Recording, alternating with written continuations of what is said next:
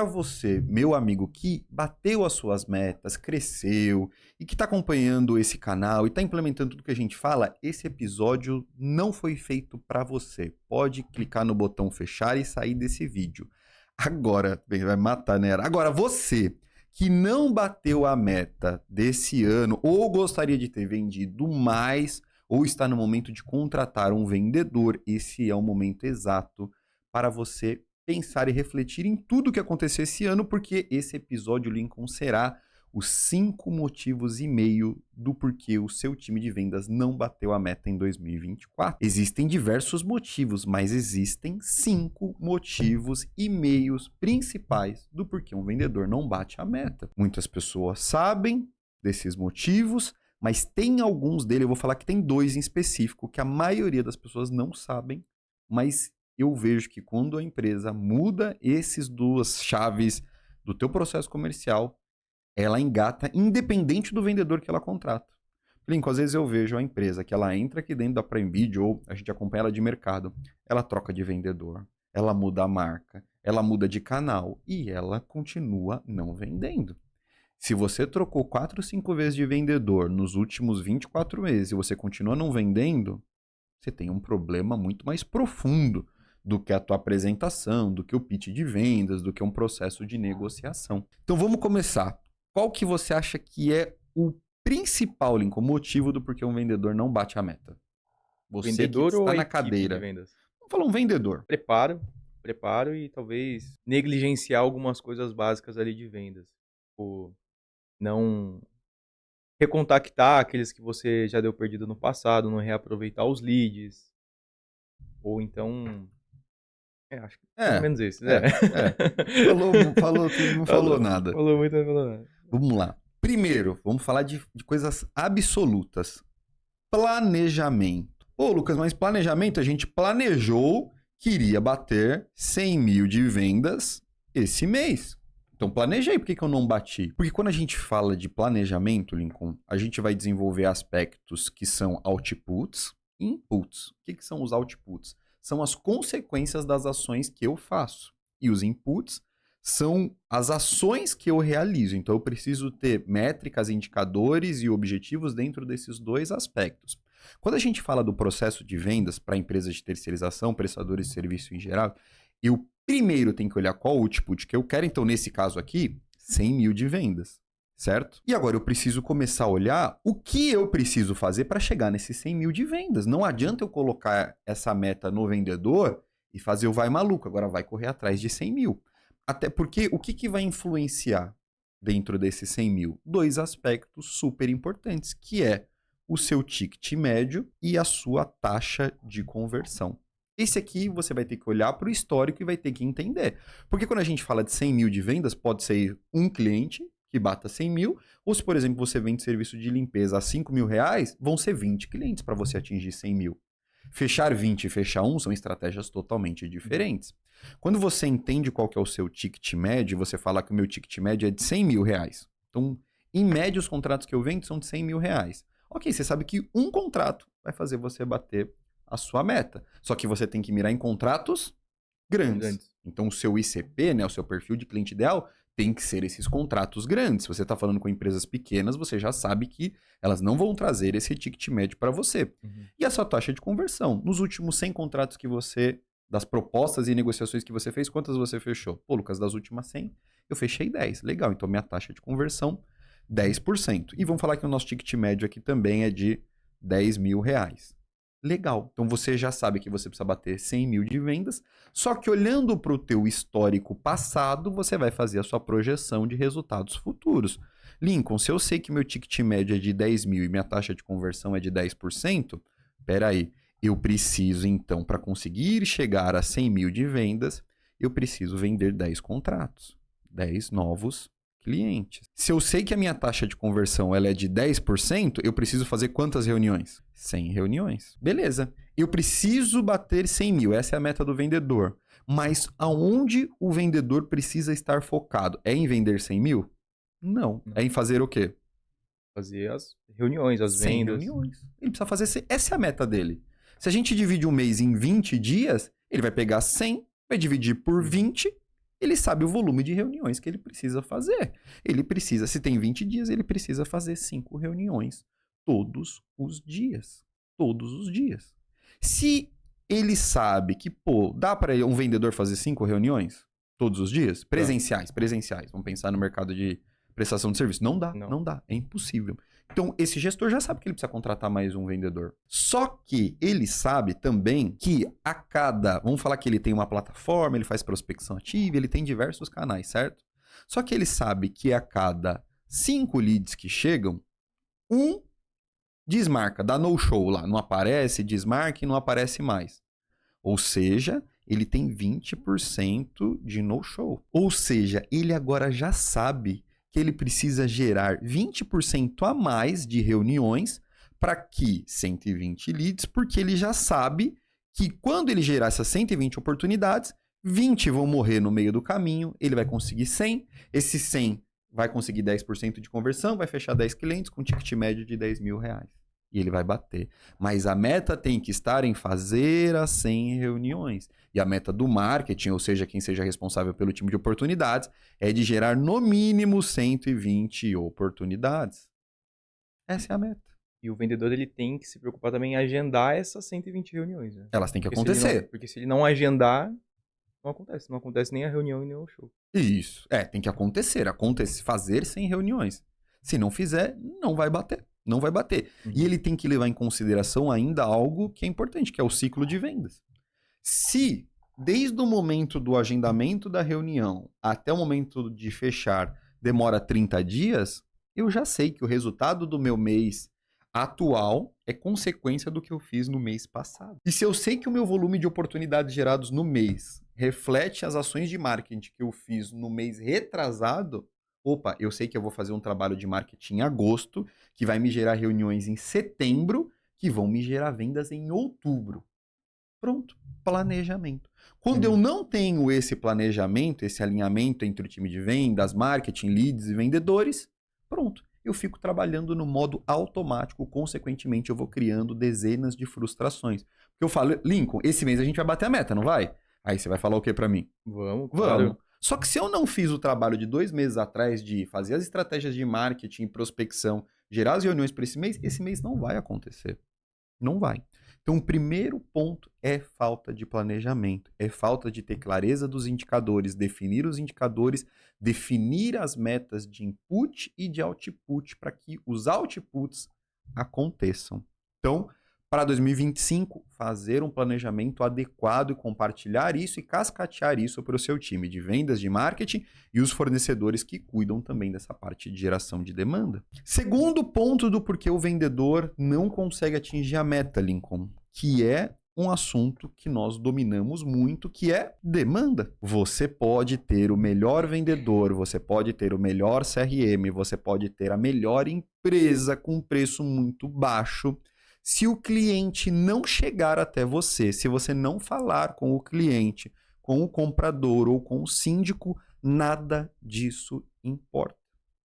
Por isso que quando a gente vai fazer uma faculdade, por exemplo, de publicidade e propaganda, a gente fala de 2 aspectos. Publicar, então faça uma publicação e seja ela excelente, e propagar, que é o segundo ponto. Se eu não consigo fazer essa comunicação excelente, todos esses aspectos excelentes que eu tenho dentro da minha empresa, se propagar a pessoa certa no momento certo, nada disso adianta. Nada disso adianta. Imagina que a gente faça uma super campanha, só que ninguém ficou sabendo dela, Lincoln. Não vai adiantar de nada. Um super preço e ninguém ficou sabendo de nada. Quando eu tenho um grande volume de demanda, eu consigo suprir diversos fatores. Primeiro, se eu tenho muita demanda, o meu vendedor eu consigo aproveitar 100% do tempo dele. Ele está lá para fazer reuniões, negociar e fechar, certo?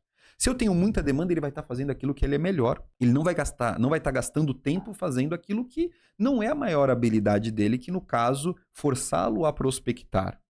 Quando ele tem demanda, ele vai estar fazendo o que gera mais valor, que é estar na frente do cliente, montando projeto, quebrando objeções, montando propostas, criando condições de negociação e fechando contrato com esse cliente. Quando eu gero muita demanda, eu consigo aumentar a probabilidade de encontrar clientes que enxergam valor no meu produto e no meu serviço. Vamos falar que nós somos a melhor empresa de prestação de serviço de limpeza de Santana do Parnaíba. Se eu tenho muita demanda, e grande parte delas são de Santana do Parnaíba, eu aumento a probabilidade de encontrar compradores, síndicos e pessoas que tomam a decisão que enxergam valor numa empresa de prestação de serviço de limpeza em Santana do Parnaíba. Agora, se eu tenho um vendedor e eu recebo do site 7 oportunidades, qual é a probabilidade dessas 7 enxergarem valor dentro do meu produto, meu serviço, meu preço, meu posicionamento? É baixo. Agora, quando eu consigo gerar 30 oportunidades para esse meu time de vendas, eu começo a aumentar a chance de encontrar esse cliente que tem fit com aquilo que eu ofereço. Então, eu preciso ter muitas oportunidades para que eu não fique refém do trabalho que o meu vendedor vai gerar. E a gente chama isso de estratégia serrote. Você já viu a estratégia serrote? Não. Pensa num serrote. Ele tem a ponta, desce, sobe, desce, certo? Aqui no começo do serrote, o vendedor ele começou a fazer prospecção, e ele começou a começou a gerar muitas reuniões aqui. Beleza. Agora, nesse período, ele começou a fazer reunião. Só que no momento que ele começou a fazer reunião, ele deixou de fazer o quê? Prospecção. E aí, a curva dele de oportunidades desce. Aí ele vê que ele não tem reunião nenhuma para fazer. Agora ele de novo começa a prospectar. Chegou de novo no topo do serrote. Começa a fazer reunião. Então ele começa a ter lapsos na semana dele. Às vezes uma semana ele só prospecta. Às vezes 2 semanas ele só vende. Depois ele prospecta de novo e ele não consegue ter consistência dentro do processo de vendas dele. Ele tem lapsos de semana onde ele tem que dedicar onde está a maior lacuna do processo comercial dele. Quando eu tenho muita demanda, quando a gente fala assim, ó, vamos pegar que a taxa de conversão média do mercado é de 5%, certo? Então, a cada 100 empresas que eu converso, eu vendo para 5, beleza? Se eu monto uma estratégia, voltando para a etapa anterior de planejamento, e eu quero dobrar o meu volume de vendas, eu tenho 2 opções. Eu posso dobrar a minha taxa de conversão, então vou aumentar para 10%, então agora a cada 100 oportunidades, eu fecho 10 vendas, certo? Ou eu posso dobrar o meu número de oportunidades. Quando a gente fala de aumentar a taxa de conversão, eu estou aumentando o quê? Eu tenho que melhorar o quê? A minha abordagem. Eu tenho que diminuir o meu preço. Concorda que se eu diminuo o meu preço, faço condições especiais para o cliente, eu aumento a minha taxa de conversão, certo? Se eu falar para você agora, Lincoln, vamos fazer uma promoção de 50% de desconto. Você vai vender muito, não vai? Aumentei minha taxa de conversão. Isso é bom para Prime Bid? Não. Péssimo. Vou vender contratos com margens péssimas. E aí é um contrato que vai ficar quanto tempo dentro da minha empresa? 12, 24 meses. Um contrato péssimo que não me dá margem de lucro. Quando eu dobro o número de oportunidades, eu não preciso mexer no preço. Você vai continuar vendendo o seu 5%, só que de bons contratos. E quando esse contrato entrar, eu não tive que fazer dezenas de concessões para aumentar minha taxa de conversão. Eu não tive que criar promessas muito agressivas. Olha, o meu serviço é muito bom, não dá problema, o atendimento é ótimo. Não. Eu encontrei clientes que valorizam aquilo que eu ofereço. Seria igual os clientes aqui da Prime Video, por exemplo. Quando eles veem ali que eles precisam dobrar o número de contratos, é só eles aumentarem o plano deles e automaticamente eles dobram a demanda. Se ele quiser vender mais, ele tem 2 opções. Ou ele vai ter que aumentar a taxa de conversão no dobro, só que aí tem diversos fatores muito mais abstratos que ele precisa resolver, que eu falei, preço, abordagem, condição, negociação, ou basicamente ele pode dobrar o valor que ele coloca aqui de investimento, vai dobrar consequentemente o número de demandas e no mês seguinte ele está vendendo mais. A grande questão é que quando a gente fala de demanda, isso está muito mais no seu controle do que a taxa de conversão. Se ele dobra o plano, ele tem a garantia que no mês seguinte ele vai participar do dobro de oportunidades, certo? Agora, se ele fizer dezenas de estratégias para aumentar a taxa de conversão, ele tem a garantia que ele vai dobrar o número de vendas? Não. Ou a taxa de conversão, no caso? Não. Então, você quer jogar dentro daquilo que você tem maior controle. É onde te dá maior garantia e maior, consequentemente, o número de vendas que você realiza. Inclusive, Lucas, deixa eu dar um recado aqui. Se você que está assistindo e quer aumentar o seu volume de demanda em 2025, a Yara vai deixar o link da Prime Video aqui embaixo para você acessar e agendar uma conversa com a gente, onde vamos mostrar para você como é que a gente consegue ajudar vocês a venderem mais no próximo ano. Tá? Então clica aqui embaixo e faz a sua reserva. Demanda fechado, então, 2025. Olhe com muito carinho volume de geração de demanda. Terceiro ponto, Lincoln. Processo de vendas. Isso aqui é algo que muitas pessoas torcem o nariz quando se fala de processo de vendas, porque muitas vezes fica subentendido que o processo de vendas é você travar como a venda é feita. É você perder a capacidade do vendedor de tomada de decisão quando você implementa um processo de vendas. E na verdade, não. Na verdade, quando você fala de estruturar um processo de vendas, é ter muito claro, primeiro, de onde chegam os meus leads. Por exemplo, eu tenho leads que chegam do site, certo? Eu tenho leads que vão chegar de indicação, certo? Indicação. E eu tenho leads que, por exemplo, podem vir de uma prospecção ativa. Então, PA, prospecção ativa, certo? Todos vão para o meu vendedor, certo? Vamos colocar aqui que todos deveriam, por exemplo, ir para o CRM. Lead chegou no CRM. Eu tenho 2 vendedores. Primeiro, qual é a regra que cada lead vai para cada vendedor? Eu preciso ter isso muito bem definido. Segundo, para todos esses canais de vendas, você faria o mesmo processo de vendas? Vamos falar aqui, prospecção ativa e indicação. Você vai fazer a mesma abordagem de vendas? Não. O que você vai mudar? Não precisa me responder, mas você tem que isso ter no seu processo. Quando o cliente vem de indicação, como é que eu vendo? Quando o cliente vem de prospecção ativa, como é que eu vendo? Quando vem do site, como é que eu vendo? Por exemplo, no nosso caso, na etapa de diagnóstico, a gente faz de uma forma diferente. Opa, se é prospecção ativa, eu não posso perguntar para ele o que fez ele, motivou ele chegar até a Prime Bid. Ele vai falar, cara, o que motivou foi você me importunando, semanas em semanas, oferecendo uma reunião, certo? Agora, quando ele vem do site, a gente pode fazer esse tipo de pergunta. Quando a gente fala do lead chegou no CRM e a gente olha dentro dos benchmarks, o que é um tempo saudável, Lincoln, para você entrar em contato com esse cliente? 5, 10 minutos. 5, 10 minutos. Só que se esse cara não tem um SDR, ele vai conseguir isso? Não. Não. Mas, poxa, será que ele não conseguiria, por exemplo, trazer alguém do administrativo? Ou até mesmo, vamos falar que ele não quer colocar ninguém. Poxa, existe um monte de chatbot que quando o cara chega, já encaminha ele, faz algumas perguntas prévias. Olha, você é cliente, você quer falar com o financeiro, você quer falar com o nosso time de atendimento ou você quer conhecer as nossas propostas? Ah, nossas propostas, legal. Posso fazer 2, 3 perguntas. Você é um condomínio, você é isso ou você é isso? E o próprio chatbot já ofereceu o que para o cara, que é o que a gente tem hoje no nosso site, Lincoln? A agenda dele. Nós já não temos agenda no site? Sim. Pô, então se o cara ele é perfil, ele tá dentro das características que a gente busca, eu já mostro a agenda dele, porque naquele momento que você trouxe, que é o dos 5 ou 15 minutos, ele tá com o problema o quê? Latente. Esse problema tá acontecendo naquele momento, ele parou o dia dele para resolver aquilo. Então, quanto mais rápido eu faço esse processo acontecer, maior a probabilidade do quê? De eu conseguir agendar essa reunião e dele compartilhar as dores que ele está naquele momento comigo. E a gente já viu aqui, por exemplo, na ferramenta, a empresa que liga antes e que marca a primeira reunião é a que tem, na maioria das vezes, maior abertura do lado do cliente. Agora, pense o seguinte, o lead chegou, certo? Eu demorei 1 dia para fazer contato com ele. Se você é o comprador e você demorou 1 dia para receber uma resposta da empresa, para receber ali um contato do vendedor, como que você vai criar uma percepção de atendimento dessa empresa? Que o atendimento dela é o quê? Bom ou ruim? Ruim. Ruim. Cara, se para vender eles demoraram 1 dia para fazer contato comigo, imagina na hora que eu tiver um problema e for cliente deles e tiver um contrato ativo.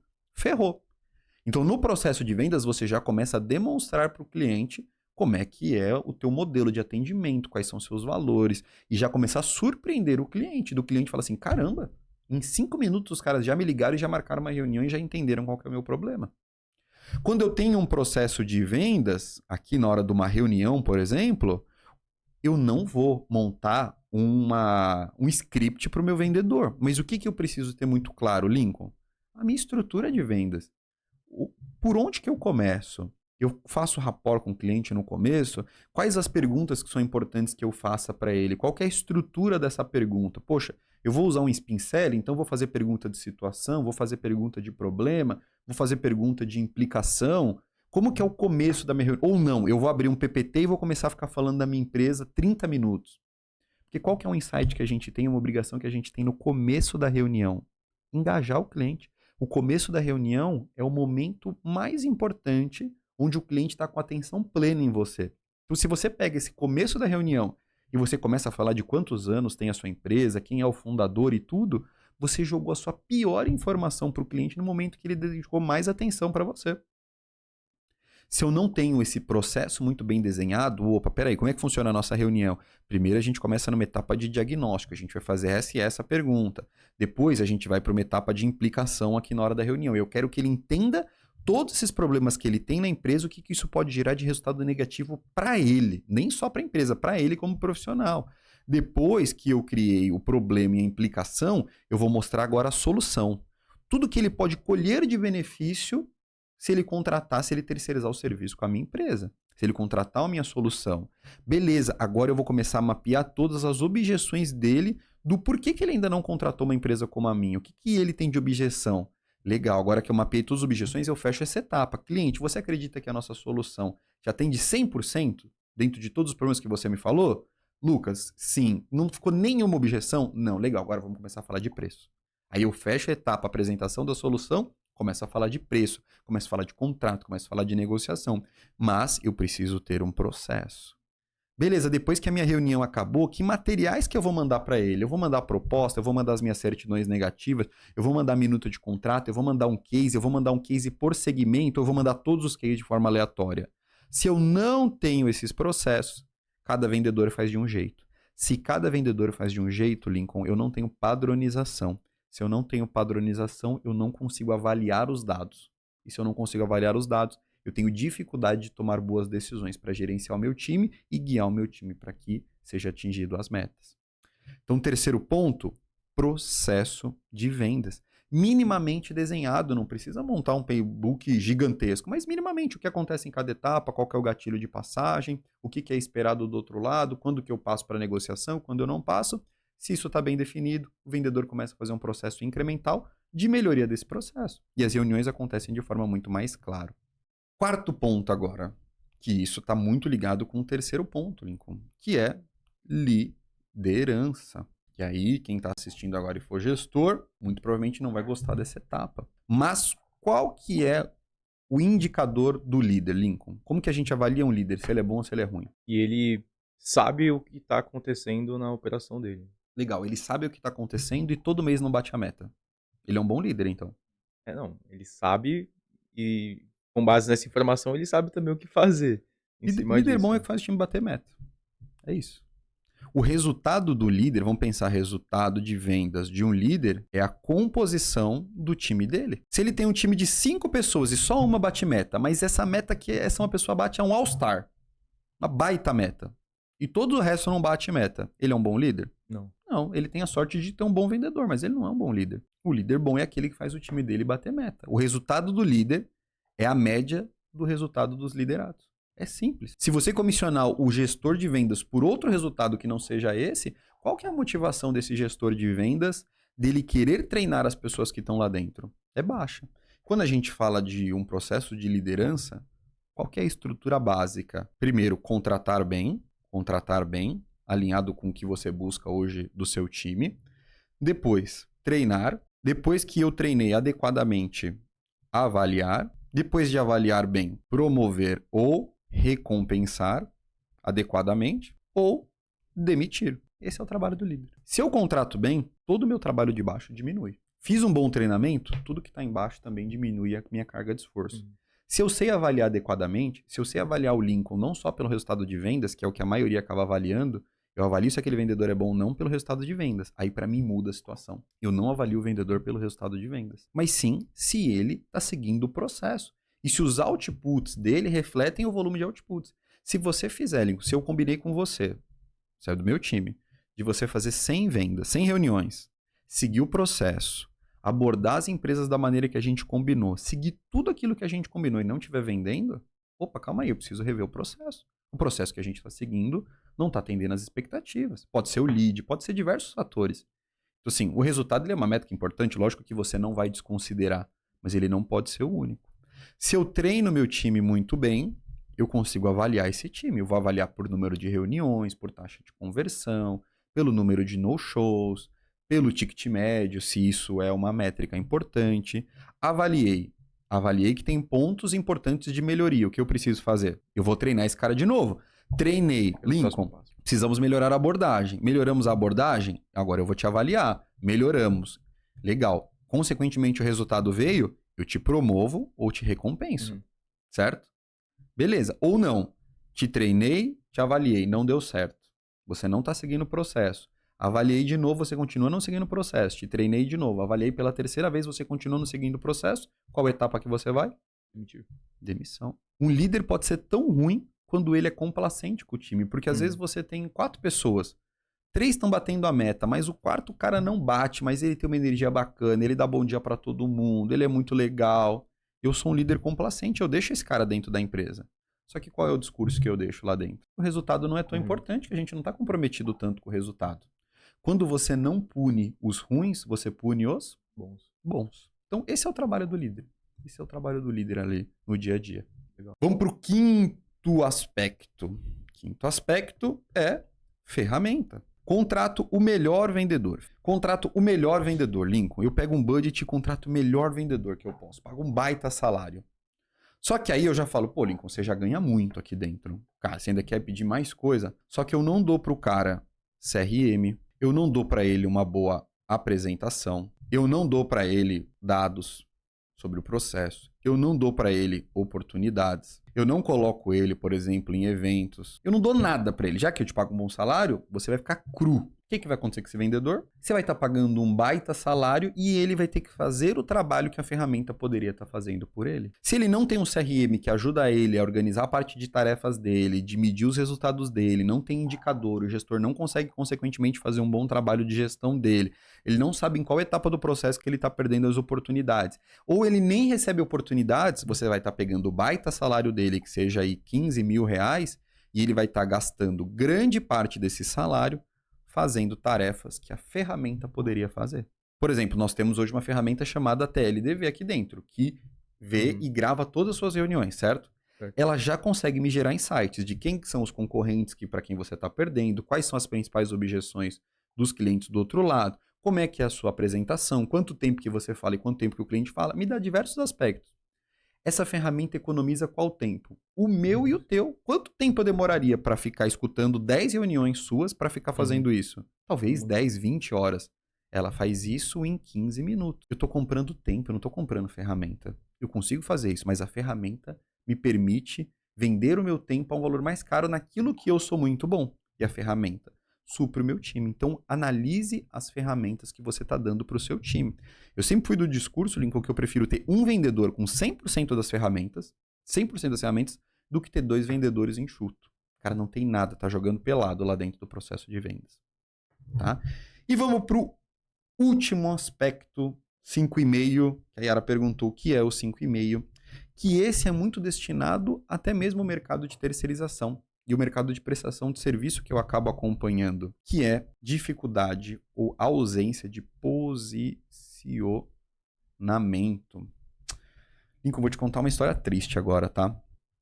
Eu vejo muitas empresas que têm um bom vendedor, tem processo, tem demanda, tem praticamente tudo que eu falei aqui. Só que ela ainda não encontrou uma estratégia que faça ela crescer em qual aspecto? Muito antes de planejamento de vendas, de ferramenta de vendedor, no seu planejamento como empresa. Do porquê que você está nesse mercado. Qual que é o teu diferencial claro que você tem? E se a gente fosse resumir isso tudo de forma muito clara, e a gente dividisse em 2 posicionamentos, eu posso ser preço ou eu posso ser qualidade. Qual que é o melhor aqui? Não existe. Não existe. Quanto mais no meio aqui eu tô, mais perigoso isso pode ser. Lucas, eu não sou nem o menor preço e também não sou nem a melhor qualidade. Eu sou o meio do caminho. O meio do caminho é perigoso, Lincoln. O meio do caminho é perigoso. Porque muitas vezes você perde para o cara que tem o menor preço. E se um cliente que exige muita qualidade, você perde para o cara da qualidade. E você tem dificuldade de se posicionar. Muitos dos clientes acabam estando nesse meio do caminho, numa zona escura, onde o cliente não tem um preço competitivo. Ele não tem um preço competitivo, a estrutura dele é inchada por falta de ineficiência. Ele tem um turnover alto, isso traz um preço alto para ele. Então, quando fala de preço, ele não é competitivo. Só que quando o vendedor dele começa a fazer abordagem, mostrar sobre a empresa, o cliente começa a entrar nas redes sociais, no site, ele não aparenta, e eu vou falar aparenta ter qualidade. Sabe por que eu falo aparenta? Porque você pode ter uma excelente qualidade de prestação de serviço. Só que no processo de vendas, tem como o cliente experimentar? Não. Não tem como ele experimentar. Então, ele vai tomar consciência da sua qualidade baseado nas percepções que ele tem. Então, ele vai olhar para você, vendedor, e vai ver, primeiro, você como vendedor consegue transmitir a qualidade que a sua empresa oferece? Coisa simples, Lincoln. Tá? Desde o momento que eu apareço para fazer ali um planejamento com uma proposta muito bem organizada, com um tablet onde eu consigo fazer um dimensionamento, onde eu tenho muita credibilidade, passo a autoridade de consultor, tudo isso vai refletindo na percepção do cliente. Opa, Essa é uma empresa especialista. Um site muito bem feito, as redes sociais com imagens com muita qualidade, tudo vai gerando composição na cabeça do cliente. Opa, essa empresa deve ser muito boa por todos esses fatores que eu estou vendo. E aí, legal, quando eu tenho muita qualidade, o cliente já espera que venha o quê junto? Um preço alto, certo? Uhum. Quando eu gero muita qualidade e o meu preço nem é tão alto, eu chego num ponto ótimo, que é de superar as expectativas. Então aqui, qualidade e o meu preço é um pouco menor, essa zona aqui está perfeita. Agora, qual que é o problema? Quando eu gero uma qualidade percebida pelo meu cliente baixa e o meu preço, na verdade, é alto. Aí eu gero uma zona de frustração. E a gente fala, pô, o cliente só quer preço, o cliente só quer preço.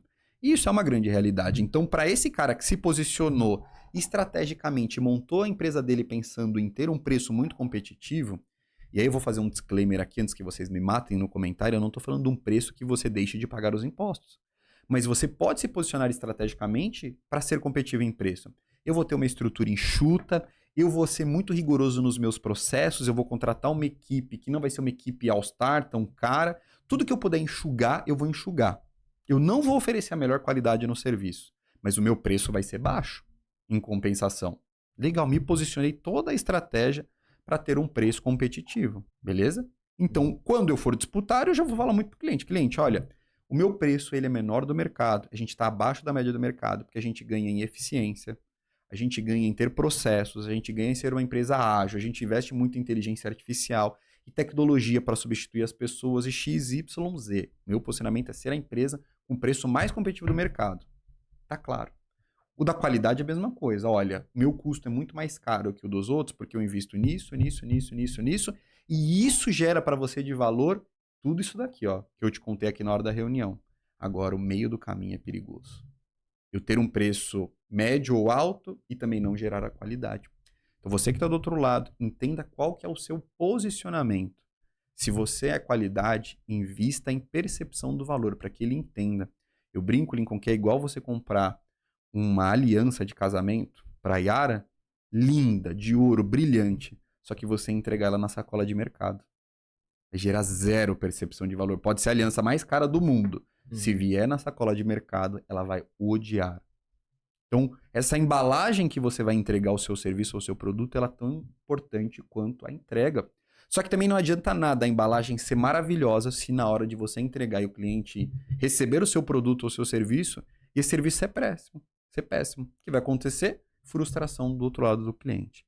Então, olhe para esses 5,5 pontos, avaliem como é que tá, dê uma nota de 0 a 10 para cada um e comece a priorizar a construção deles para o seu ano de 2025. Ser diferente. Time que bate meta é mais empolgado, é mais engajado, reduz turnover e, consequentemente, traz mais resultado para a tua empresa ou para você, vendedor. Valeu?